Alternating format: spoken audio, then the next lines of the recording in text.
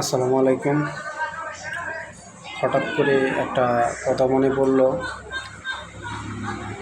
রাস্তাঘাটে বের হইলে, দোকানপাটে বসলেই শুধু কুরবানির আলাপ শোনা যায়। এমন কিছু লোকের মুখ থেকে কুরবানির আলাপটা শুনি যাদের অনেক ঋণ। ঠিক আছে, তো আল্লাহ তাআলা বলে না যে তোমার ঋণ রাইখা তুমি কুরবানি দাও। আল্লাহ তাআলা বলছেন, কোটি টাকা দান করার চেয়ে 1 টাকা ঋণ পরিশোধ করা এক উত্তম ইবাদত। তো আমরা যদি আল্লাহর হুকুম না মানি তাহলে তো হবে না। তো আমরা সকলেই আগে ঋণ পরিশোধ করব, তারপর ইবাদত বা দান সদকা আছে এগুলা করব। ইবাদত সবসময় করা যায়, কিন্তু দানের যে একটা ইবাদত আছে, আমি এই ইবাদতের কথা বললাম যে আগে আমরা ঋণ পরিশোধ করব, তারপর দান করব।